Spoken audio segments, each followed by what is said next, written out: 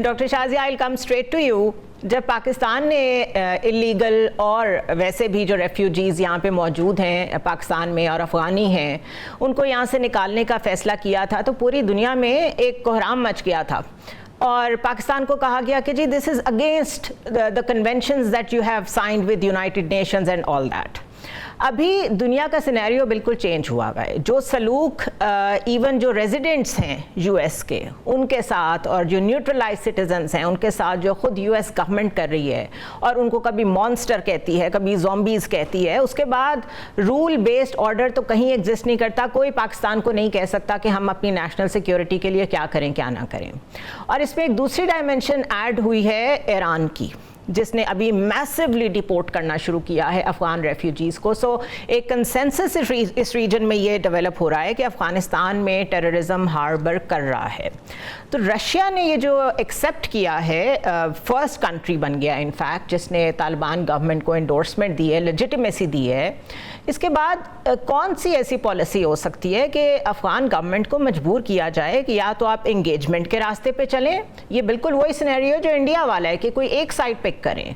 और आपको लगता है कि तालिबान में ऐसी गवर्नेंस रिलेटेड कोई समझ बूझ मौजूद है कि दे नो कि उनके इंटरेस्ट में है कि पीस में कंट्रीब्यूट करें इस रीजन में? देखिए, उनका गवर्नेंस का तो कोई एक्सपीरियंस नहीं है और जिस तरह का इंटरनेशनल सिनेरियो है, जो इंटरनेशनल एक फ्रेम ऑफ रेफरेंस होता है किसी स्टेट को गवर्न करने का, वो ना उनके पास तजर्बा है ना वो उस तरह से गवर्न करना चाहते। रशिया ने जो एम्बेसी जो है अफगानिस्तान की वहाँ पे जो बनी है और उसको एक्सेप्ट किया है, एक तो उन्होंने एक अपनी विक्ट्री मार्क की है कि किस तरह से इसी अफगानिस्तान को बेस बनाकर रशिया के साथ जो है वो वेस्ट ने क्या किया, एक और प्रॉक्सी वॉर जो है अब हिस्ट्री में हम भूलते जा रहे हैं। हम चूँकि हम पे भी हुई है तो हमें याद है, तो वेस्ट में बहुत से लोगों को पता भी नहीं होगा। तो वो उन्होंने ये साबित किया है कि आप कितने ही जो है वो हमारे खिलाफ कुछ भी कर लें,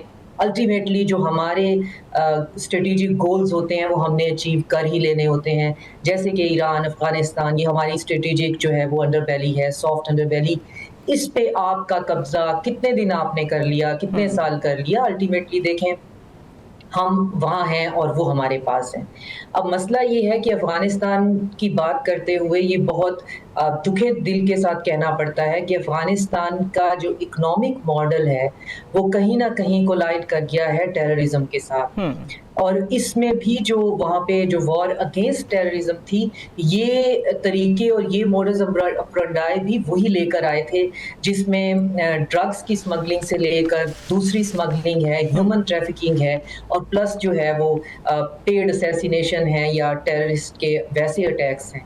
ये सब उनकी किसी आइडियोलॉजी के तौर पे नहीं हो रहे, ये उनकी इकोनॉमी का हिस्सा बन गए हैं। अब चाइना और रशिया कोशिश ये कर रहे हैं कि उनको इकोनॉमिक जो है ऐसे वायबल सोर्सेज दिए जाएं कि वो खुद ही इससे हट जाएं, वो इस रास्ते पे उस तरह से खुद ही चलने से रुक जाएं। अब आप ईरान की बात कर रही हैं, तो ईरान ने अफगानियों को भी और बहुत ज्यादा इंडियंस को भी वहां से निकाला है। अब इंडियंस वहां पे क्या कर रहे थे, वो भी ईरान की जड़ें ही खोखली कर रहे थे। इंडिया जो है वो दोस्ती की प्रिटेंस में क्या कर रहा था, सारी की सारी फैसिलिटेशन इसराइल को प्रोवाइड कर रहा था और अफगानिस्तान के अंदर जो भी लोग हैं वो उनका रोजगार है वो तो हायर फॉर जो है वो जो भी आप उनसे कह रहे हैं ना, वो तो हायर्ड हैंड है। आप उनको जो भी आप उनसे काम करवाना चाहें। अब तालिबान हुकूमत के लिए सबसे बड़ी जो इस वक्त चैलेंज है वो ये है कि हमें ये लगता है कि वहाँ पे हर एक इंडिविजुअल उनके कंट्रोल में है। वहाँ पे बहुत सी चीजें ऐसी होंगी जो उनके कंट्रोल में ही नहीं है और वो दावा ये करके बैठे हुए हैं कि वो एक गवर्नमेंट है। अब वो पब्लिकली ये कह भी नहीं सकते कि चीजें हमारे कंट्रोल में नहीं है, लेकिन बहुत सी चीजें हैं जो उनके कंट्रोल में नहीं है और इर्द गिर्द जो उनके पड़ोसी ममालिक हैं उनको पता, फंडिंग्स आ रही हैं, ग्रुप्स को आर्म किया जा रहा है, ग्रुप्स की हायरिंग अभी भी जारी है। तो yes, you are right in pointing out. General Samrez, what is your opinion कि अगर तालिबान को एम्पावर किया जाए, रीजनल एलाइज सारे मिलके उनको सपोर्ट दें, इज इट पॉसिबल कि उसको उस लैंड को क्लियर किया जाए from this economy of war and narcotics? जनेरा देखें, एक चीज हमने समझनी बहुत जरूरी है कि थ्रू एप्लीकेशन ऑफ फोर्स हम अफगानिस्तान को उस लाइंस पे नहीं ला सके जो कि लेट से वर्ल्ड पावर्स चाहती थी। पहले रशिया यहाँ पे आया, फेल टू डू इट। उससे पहले ब्रिटेन ने कोशिश की, फेल टू डू इट। उसके बाद यूएस आया, फेल टू डू इट। उससे भी अगर हम पीछे चले जाए तो अलेक्जेंडर, उसका डाउनफॉल भी लिंक किया जाता है for almost 2.5 years fighting that he faced in resistance that he faced in Afghanistan. तो अब हमें अपनी स्ट्रेटेजी को चेंज करना होगा, और वो चेंज ये है कि through growth and development try किया जाए कि कैसे अफगानिस्तान की डायरेक्शन को चेंज किया जा सकता है। अगर आप हिस्टोरिकली देखें तो जापानीज वर मोर फेरोशियस फाइटर्स देन अफगानीज। अगर आप second world war, first world war को देखें, लेकिन ये कि उनको जो टेम किया गया है, उनको जो जिस तरीके से वो एक मोस्ट सिविलाइज्ड नेशन बने हैं दुनिया में, तो मैं ये समझता हूँ कि that's a very interesting model and it was through growth and development. एक फैक्टर न्यूक्लियर वेपन तक था, दैट लग्जरी नोबडी हैज कि उसको ट्राई आउट किया जाए। अल्लाह ना करे कभी ऐसा हो, लेकिन ये कि basically it was good leadership and growth and development. तो वो सिचुएशन अभी बन रही है इस रीजन में। मैंने अक्सर कहा है कि अल्लामा इकबाल ने कहा था 1930s में कि अफगानिस्तान की पोजीशन एशिया में इस तरीके से है जैसे किसी बॉडी में एक दिल की पोजीशन होती है। तो जब दिल डिसफंक्शनल होता है तो whole complete body gets dysfunctional.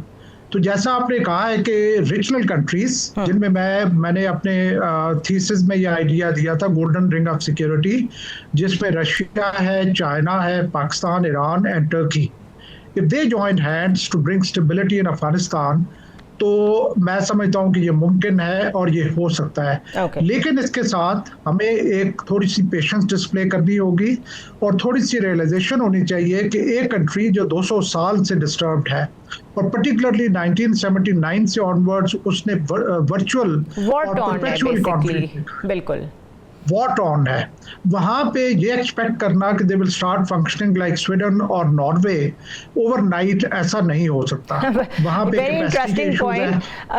हम बिल्कुल ये एक्सपेक्ट नहीं कर सकते कि वो बिल्कुल वेस्टर्न कंट्रीज की तरह बन जाएं, but doctor Shazia, because this is a strange world order we are witnessing. Ahmed al Sharaa जब से सीरिया के प्रेसिडेंट बने हैं उसके बाद तो मुझे लगता है ये डिस्कशन ही बिल्कुल आउट हो गई है कि कौन गवर्नेंस के लिए बना है, कौन नहीं बना है। It's all about proxy wars, proxy appointments and regime change। अब ज़ेलेंस्की की भी सुनने में आ रहा है, बारी आ गई है, अमेरिका उनको भी हटाना चाहता है।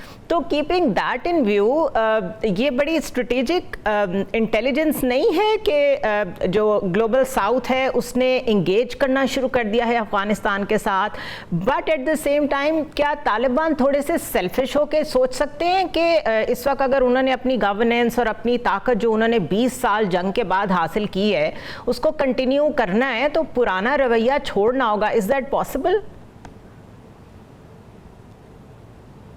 वो ये डिस्प्ले कर रहे हैं कि वो पुराने रवैये छोड़ना चाहते हैं, वो एक हुकूमत की तरह खुद को मनवाना चाहते हैं। उनकी तरफ से ये दिखाई दे रहा है कि वो ये चाह रहे हैं। वो चाइना के साथ ट्रेड एग्रीमेंट कर रहे हैं, वो रशिया के साथ भी जो उनको कहते हैं वो हो रहा है, वो कर रहे हैं। लेकिन अब वो आप शरा अल जुलानी की बात कर रही थी, तो उससे ज़्यादा हैरान कुन बात अब ये भी तो हो सकती है कि इसराइल जो है वो ह्यूमैनिटेरियन राइट्स को के लिए दुरूस को बचाने के लिए शाम पे हमला कर दे। तो आपको इस पे हैरत नहीं हुई है कि इसराइल जो है वो इंसानी हकूक के लिए जो है वो उनको बचाने के लिए जो है वो अटैक कर रहा है। तो इंसानी हकूक और इसराइल जो है वो अगर इक्वेट हो गए हैं तो फिर क्या ही बात करें। तो बिल्कुल दुनिया में कुछ भी हो सकता है।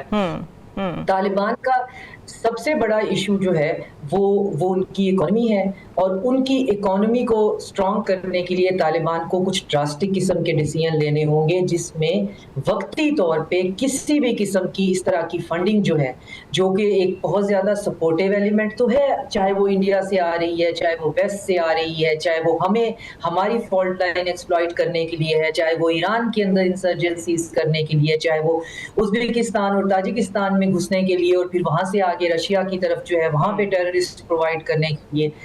ये सारे कड़वे फैसले अफगानिस्तान को लेने होंगे और वो जो ब्रदरहुड है उनका अपने अंदर जो है वो जमात की बुनियाद पर है या आइडियोलॉजी की बुनियाद पे है, उसको साइड पे रखकर उस ब्रदरहुड को सबके लिए एक कलेक्टिव मैसेज देना पड़ेगा कि अगर हमने इस नए वर्ल्ड ऑर्डर में सरवाइव करना है तो फिर हमें ये पुराने तरीके छोड़ने पड़ेंगे कि किसकी इमदाद आ रही है और किसके खिलाफ आ रही है और हम इसको जिंदगी गुजारने का तरीका बना लें, क्योंकि नया वर्ल्ड ऑर्डर खास तौर पे इंडिविजिबल सिक्योरिटी की बात करता है, वो एब्सोल्यूट सिक्योरिटी की बात नहीं करता कि मेरी सिक्योरिटी इंपॉर्टेंट है उसके लिए जुनैरा चाहे उनकी सिक्योरिटी मैटर ही नहीं करती, बल्कि जुनैरा की कॉस्ट पे मेरी सिक्योरिटी होनी चाहिए। तो अब जो सिक्योरिटी है वो ये है कि दो मुल्कों की सिक्योर हैं इसलिए कि अगर वो दोनों सिक्योर हैं, एक किसी की कॉस्ट पे सिक्योर नहीं हो सकता, जो कि इंडिया कोशिश कर रहा है राइट कि इंडिया जो सिंस अ डेकेड नाउ, और मेरे ख्याल है आहिस्ता आहिस्ता रियलाइजेशन आ रही है, लेकिन what I see as something middle ground between Afghanistan and India is के दोनों को बात समझ तो आ रही है, लेकिन वो पुराने तरीके छोड़ने और उससे आगे बढ़ के डिफरेंट माइंडसेट को एप्लीकेशन तक लेके आना, ये बहुत बड़ा चैलेंज है। अब अगर फुट सोल्जर्स आपके जो साथ लड़ते रहे हैं, तालिबान की मैं बात कर रही हूँ, वो इस वक्त आपको थ्रेटन कर रहे हैं और आप अपनी गवर्नमेंट भी बचाना चाहें और उनको भी स्पेस देते रहें, तो ये स्टेटस को रीजनल पावर्स को एक्सेप्टेबल नहीं होगा। तो मेरा ख्याल है कि इस वक्त बहुत सारे फैसले हैं जो इस रीजन में इन पर्टिकुलर अफगानिस्तान को लेने पड़ेंगे, इंडिया को लेने पड़ेंगे, तब जाके कोई क्लैरिटी आएगी। बट ये क्लैरिटी पॉसिबल नहीं है इन माय ओपिनियन जब तक इजराइल जैसे मुल्क जो इस वक्त हाल कर रहे हैं दूसरे मुल्कों की सॉवरेंटी का और एक मुस्तकिल प्रेसिडेंट सेट किए जा रहे हैं, जब तक उसको ना रोका जाए।